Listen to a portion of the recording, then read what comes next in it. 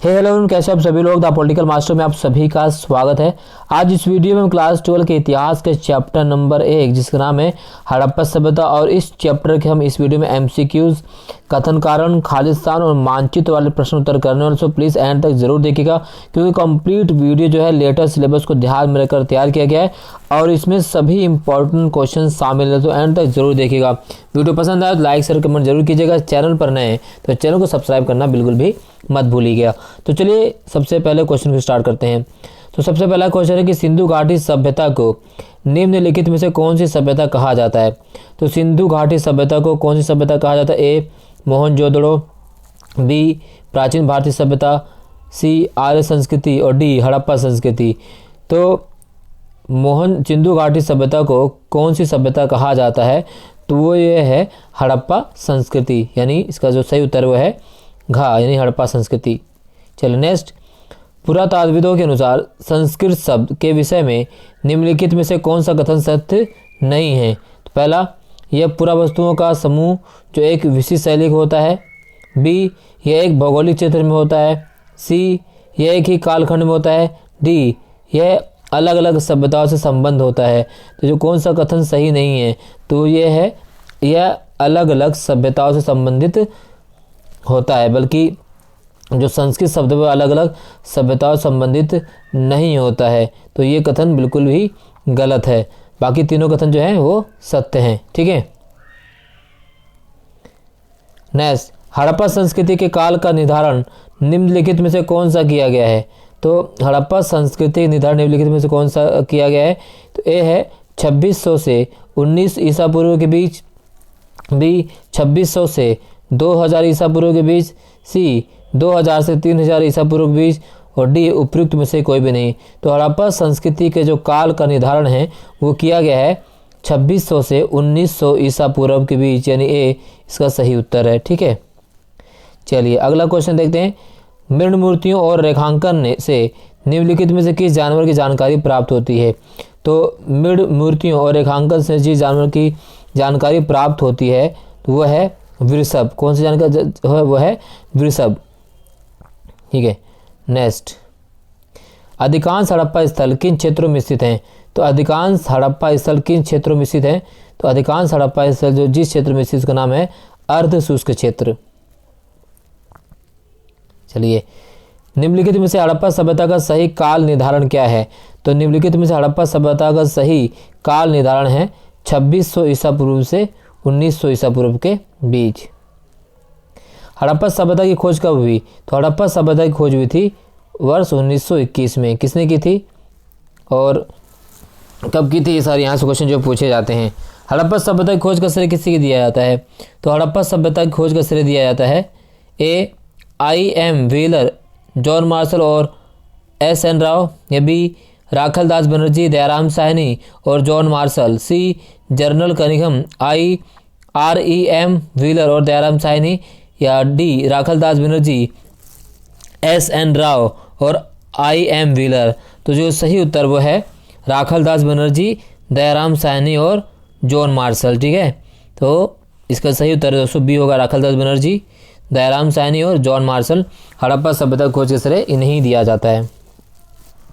चलिए नेक्स्ट, पूरे विश्व के समक्ष सिंधु घाटी में एक नवीन सभ्यता की खोज की घोषणा किसने की थी? तो पूरे विश्व में के समक्ष सिंधु घाटी में नवीन सभ्यता की खोज की घोषणा की थी किसने? तो वो है जॉन मार्शल। डी इसका सही उत्तर है। निम्नलिखित में से कौन the story of Indian archaeology पुस्तक के लेखक थे? तो the story of Indian archaeology पुस्तक के लेखक हैं वो हैं S.N. राव। जी हाँ, कौन है? S.N. राव। S.N. राव। चलिए नेक्स्ट, निम्नलिखित में से कौन भारतीय पुरातत्व सर्वेक्षण के प्रथम डायरेक्टर जनरल थे? तो प्रथम डायरेक्टर जनरल थे अलेक्जेंडर कनिंघम। जी हाँ, कौन है? Alexander Cunningham. हड़प्पा सभ्यता के निवासी भोजन कैसे प्राप्त करते थे? तो हड़प्पा सभ्यता के निवासी जो भोजन कैसे प्राप्त करते थे? ए पेड़ पौधों से प्राप्त उत्पाद और जानवरों से जिनमें मछली शामिल है। बी विदेशों से खाद्य पदार्थ मंगाते थे। सी समुद्री जीवों पर निर्भर थे। डी केवल जानवरों को शिकार करके। तो वो सही उत्तर है पेड़ पौधे से प्राप्त उत्पाद और जानवरों जिसमें मछली भी शामिल है। तो इसका सही उत्तर है। नेक्स्ट, निम्नलिखित में से कौन से अनाज हड़प्पा स्थलों से प्राप्त हुए हैं, सही विकल्प चुनिए। तो जो अनाज हड़प्पा स्थल से प्राप्त हुए हैं वो है गेहूं, जौ और चावल। कौन है? गेहूं, जौ और चावल। जी हाँ, गेहूं, जौ और चावल। तो इसमें अगर हम बात करें तो गेहूं, जौ, यहाँ पर जौ शामिल रहते हैं, तो गेहूं, जौ और चावल जो इसमें शामिल। ठीक है। अगला, निम्नलिखित में से कौन से जानवरों की हड्डियां इस हड़प्पा स्थलों से मिली हैं। तो कौन से जानवरों की हड्डियां जो हड़प्पा स्थलों से मिली हैं, इसमें है भेड़, बकरी, भैंस और सूअर, हाथी, गैंडा, गैस और बंदर, नीलगाय, तेंदुआ, हिरण। और अगला है सांड, गाय, भैंस और सूअर। तो सही उत्तर है आपका भेड़, बकरी, भैंस और सूअर। तो ए सही है। हड़प्पा सभ्यता की मोहरों पर किस जानवर की आकृति रेखांकित की गई है। तो हड़प्पा सभ्यता की मोहर पर जिस जानवर की आकृति रेखांकित की गई है वह है वृषभ। जी हाँ, वृषभ। चलिए नेक्स्ट, निम्नलिखित में से किस हड़प्पा स्थल पर जुते हुए खेत के साक्ष्य मिले हैं। तो जुते हुए खेत के साक्ष्य मिले हैं कहाँ पर, तो वह है बनावली। मिट्टी से बने हल के प्रतिरूप हड़प्पा कालीन किस स्थल से प्राप्त हुए हैं, निम्नलिखित में सही विकल्प चुनकर बताइए। तो प्रतिरूप हड़प्पा कालीन किस स्थल से जो है प्राप्त हुए हैं, तो वह है आपका सही उत्तर है दोस्तों यहाँ पर, तो वह है बनावली। क्या है? बनावली। ठीक है, बनावली। चलिए नेक्स्ट, सिंचाई के लिए नहरों के कुछ अवशेष हड़प्पा कालीन किस स्थल से प्राप्त हुए हैं, निम्नलिखित में सही विकल्प चुनकर बताइए। तो सिंचाई के लिए जो अवशेष प्राप्त हुए हैं वह है सुतरघोई, अफगानिस्तान। कहाँ से प्राप्त हुए हैं? सुतरघोई, अफगानिस्तान। ठीक है। हड़प्पा सभ्यता के निम्नलिखित शहरों में से कौन से शहर में विशाल स्नानागार पाया गया है। तो हड़प्पा कालीन जो शहर जहाँ से विशाल स्नानागार पाया गया है वो है, माफ़ कीजिएगा, तो है मोहनजोदड़ो। कौन है? मोहनजोदड़ो। ठीक है। हड़प्पा के लोग विनिमय के लिए बाटों का प्रयोग करते थे। निम्नलिखित में से कौन सी विशेषता हड़प्पा कालीन बाटों में नहीं थी। तो हड़प्पा कालीन बाटों में जो विशेषता नहीं थी वो आपको बताना है। तो ये बाट सामान्यतः चट नामक पत्थर से बनाए जाते, बिल्कुल विशेषता थी। ये किसी भी तरह के निशान से रहित घनाकार होते थे, जो बिल्कुल सही है। इन बाटों के निचले मापदंड द्विधारित थे, बिल्कुल सही है। ये बाट लोहे के बने होते थे, जो कि गलत है, क्योंकि हड़प्पा सभ्यता में लोहे का प्रयोग नहीं हुआ था। मोहनजोदड़ो में बस्ती को दो भागों में विभाजित किया गया है, एक छोटा लेकिन ऊंचाई पर और दूसरा कहीं अधिक बड़ा लेकिन नीचे बनाया गया है। पुरातात्विदों ने इन्हें क्या नाम दिया है। तो पुरातात्विदों ने ऊपरी दुर्ग और निचला दुर्ग। क्या नाम दिया है? ऊपरी दुर्ग और निचला दुर्ग। ठीक है, ऊपरी दुर्ग और निचला दुर्ग। मोहनजोदड़ो और हड़प्पा में पाई गई ईंटें एक निश्चित अनुपात की थी। ईंटों के आकार थे, तो ईंटों का आकार थे 1:2:4। ठीक, 1:2:4। हड़प्पा शहर की अनूठी विशेषताओं में एक ध्यानपूर्वक नियोजित जल निकास प्रणाली, सड़कें और गलियां थी। ये किस पद्धति पर आधारित थीं। तो जो उस पद्धति पर आधारित थी वो कौन सी पद्धति थी? वो थी ग्रिड पद्धति, एक दूसरे को समकोण पर काटती थी। ठीक है, सी।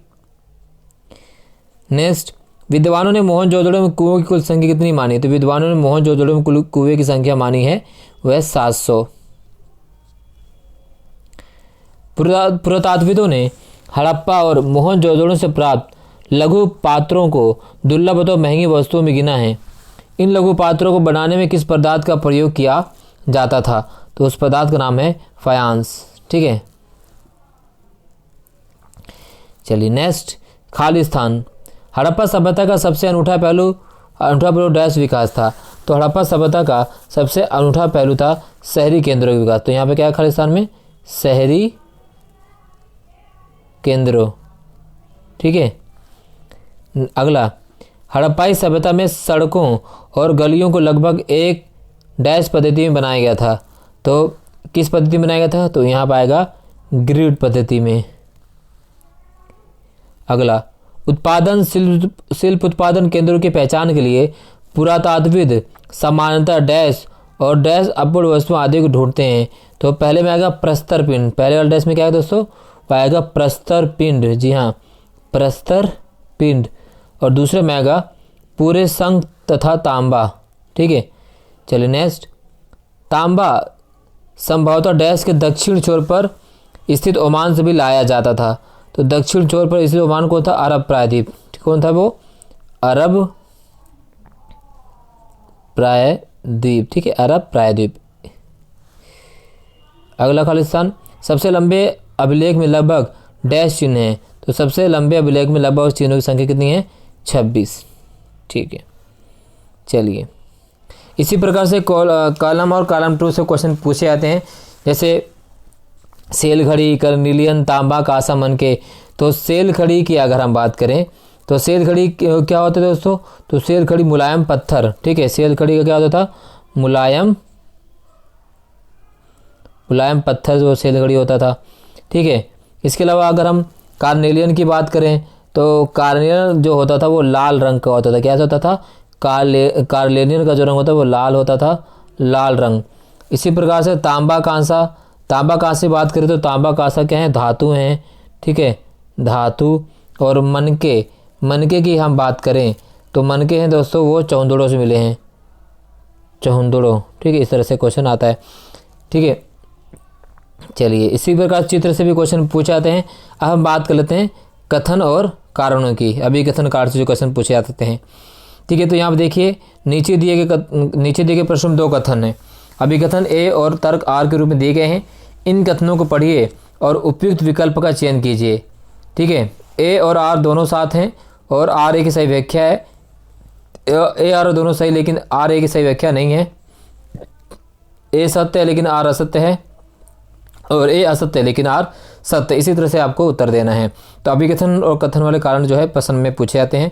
तो यहाँ पर पहला अभिकथन बोला गया है कि भारतीय पुरातात्विक सर्वेक्षण के डायरेक्टर जनरल के रूप में जॉन मार्शल का कार्यकाल वास्तव में भारतीय पुरातत्व में एक व्यापक परिवर्तन का काल था। ठीक है, ये है आपका कथन। कारण क्या है? वे भारत में कार्य करने वाले पहले पेशेवर पुरातात्विक थे और ये यहाँ यूनान तक क्रीट में अपने कार्यों का अनुभव भी लाए। तो इसका जो सही होगा, इसका सही होगा। ठीक है, तो इसका सही होगा दोस्तों, ए और आर दोनों सही हैं और आर ए की जो सही व्याख्या है तो इसका सही क्या होगा? ए। ठीक है, यहाँ पर ऊपर दे दिया गया है तो वे सारी चीज़ आपको पता होनी चाहिए, जिसका ए होगा। ठीक है, यह इस तरह से क्वेश्चन पूछे जाएंगे आपसे। नेक्स्ट, हड़प्पा शहरों की सबसे अनूठी विशेषताओं में से एक ध्यानपूर्वक निर्मित जल निकास प्रणाली थी। कारण यदि आप निचले शहर के नक्शे को देखेंगे तो पाएंगे कि सड़कों तथा गलियों को लगभग एक ग्रिड पद्धति में बनाया गया था और ये एक दूसरे को समकोण पर काटती थी। तो इसका भी कथन और कारण था। और ए जो आर है, जो ए की सही व्याख्या है, तो इसमें भी दोस्तों क्या आएगा? का ही सही होगा, ए सही होगा उसका भी। चलिए नेक्स्ट है अभिकथन ए, मोहनजोदड़ो का निचला शहर आवासीय भवनों के उदाहरण प्रस्तुत करता है। कारण इनमें से कई एक आंगन पर केंद्रित थे जिनके चारों ओर कमरे बने थे। तो इसका भी सही उत्तर क्या होगा दोस्तों? इसका भी सही उत्तर क्या होगा? का होगा। यानी ए और आर दोनों सत्य हैं और आर ए की सही व्याख्या है। ठीक है, चलिए क्वेश्चन नंबर 4 कथन, विशाल स्नानागार आंगन में बना एक आयताकार जलाशय है जो चारों ओर से एक गलियारे से घिरा हुआ है। कारण इसका प्रयोग किसी प्रकार के विशेष अनुष्ठान के लिए किया जाता था। तो इसका भी उत्तर होगा दोस्तों बिल्कुल ए ही होगा। ठीक है, चलिए 5वां देखते हैं। पुरातात्विक यह जानने के लिए कि क्या किसी संस्कृति विशेष में रहने वाले लोगों के बीच सामाजिक तथा आर्थिक भिन्नताएं थी, सामान्यतः कई विधियों का प्रयोग करते हैं। कारण कुछ कब्रों में मृदभांड तथा आभूषण मिले हैं जो संभवतः एक ऐसी मान्यता की ओर संकेत करते हैं जिनके अनुसार इन वस्तुओं का मृत्योपरांत प्रयोग किया जा सकता है या जा सकता था। तो इसका जो अगर सही कथन की बात करें दोस्तों तो इसका होगा बी, यानी खा। यानी ए और आर दोनों सत्य हैं लेकिन आर ए की सही व्याख्या नहीं है। ठीक है, अभिकथन 6 देखते हैं। अभिकथन क्या पूछा है? हड़प्पावासी शिल्प उत्पादन हेतु माल प्राप्त करने के लिए कई तरीके अपनाते थे। कारण कच्चा माल प्राप्त करने की एक अन्य निधि थी राजस्थान की खेतड़ी अंचल तथा दक्षिण भारत जैसे क्षेत्रों में अभियान भेजना। तो इसका भी उत्तर क्या होगा दोस्तों? इसका भी उत्तर क्या होगा? इसका उत्तर होगा खा। ठीक है, यानी कथन और कारण दोनों सत्य परंतु कथन और कारण एक दूसरे व्याख्या नहीं करते हैं। 7वां, 3री शताब्दी ईसा पूर्व में दिनांकित मेसोपोटामिया के लेखों में मागान, जो संभवतः ओमान के लिए प्रयुक्त नाम था, नामक क्षेत्र से तांबे के आगमन के संदर्भ मिलते हैं। कारण मेलुहा के विषय में एक मेसोपोटामियाई मिथक यह बताता है कि तुम्हारा पक्षी हाजी पक्षी हो, उसकी आवाज़ राजप्रसाद में सुनाई दे। बिल्कुल इसका भी उत्तर क्या आएगा? ख होगा। ठीक है। मुहरों और मुद्रांकनों का प्रयोग लंबी दूरी के संपर्कों को सुविधाजनक बनाने के लिए होता था। कारण थैले का मुख रस्सी से बांधा गया और गांठ पर थोड़ी गीली मिट्टी जमा कर एक अधिक बार मोहरों से दबाया गया। तो इसका भी कथन क्या होगा? सही वो होगा दोस्तों बी यानी खा। ठीक है। चलिए अब कुछ मानचित्र पर आधारित क्वेश्चन जो यहाँ से बार बार पूछे गए इस चैप्टर से, और यही मानचित्र क्वेश्चन आपके पेपर में आएगा दोस्तों। बस आपको सही प्रकार से इसका रिवीजन कर लेना है। मानचित्र के क्वेश्चन इससे बाहर आपके पेपर में देखने को नहीं मिलेंगे। तो जितना भी दोस्तों मानचित्र क्वेश्चन मैं आपको बताने वाला हूँ उसको आपको बस सही प्रकार से कर लेना है। ठीक है। और इससे बाहर क्वेश्चन मानचित्र वाले आपके नहीं आएंगे, तो प्लीज़ ढंग से कीजिएगा। ठीक है। तो सबसे देख सकते हैं कि भारत के राजनीतिक मानचित्र पर हड़प्पा काल के निम्न स्थानों को अंकित कीजिए। तो कौन कौन से स्थल हैं? जैसे हड़प्पा, बनावली, कालीबंगन, ठीक है, बालाकोट, राखीगढ़ी, धौलावीरा, नागेश्वर, लोथल, मोहनजोदड़ो, चौंदड़ो और कोटदीजी। ये वो 11 स्थल हैं जिसको आपको अपने मैप में दर्शाना है। यहाँ से क्वेश्चन आएगा। ठीक है। इसके अलावा अगर हम बात करें तो भारत के राजनीतिक मानचित्र में हड़प्पा काल के किन्हीं 5 स्थानों को चिन्हित करके उनके नाम लिखिए। तो इसमें जैसे पूछा गया नागेश्वर, लोथल, ठीक है, धौलावीरा और मोहनजोदड़ो, ये भी आपको पता होना चाहिए। तो ये मैप पर जो क्वेश्चन है ये कई बार पूछे गए हैं दोस्तों। तो इन्हीं में से पेपर आएगा ही आएगा, इससे बार कोई क्वेश्चन आने वाला नहीं है इस चैप्टर से। तो जितने मैप वाले क्वेश्चन है दोस्तों जरूर करिएगा, क्योंकि मैप में यही क्वेश्चन आएगा। तो ये इस चैप्टर का दोस्तों इस वीडियो हमने एमसीक्यू करवा दिया आपको। ठीक है। फिल इन द ब्लैंक्स करवा दिए हैं और कथन और कारण और मानचित्र करवा दिया है। अब नेक्स्ट पार्ट जो इस चैप्टर का आने वाला है उसमें हम अति लघु उत्तरीय प्रश्न कराएंगे, और जो बड़े क्वेश्चन है 6 नंबर 8 नंबर वाले वो भी हम लेकर आएंगे पार्ट 2 में। सो पार्ट 2 को जरूर देखिएगा। पार्ट 1 कंप्लीट करने के बाद वीडियो अच्छी लगे तो लाइक शेयर कमेंट जरूर करिए। चैनल को सब्सक्राइब कर लीजिए, क्योंकि हमारे चैनल पर लगातार इसी प्रकार के इंपॉर्टेंट क्वेश्चन की सीरीज लगातार बनाई जा रही है जो आपके लिए बेहद उपयोगी। बहुत बहुत धन्यवाद दोस्तों। जय हिंद।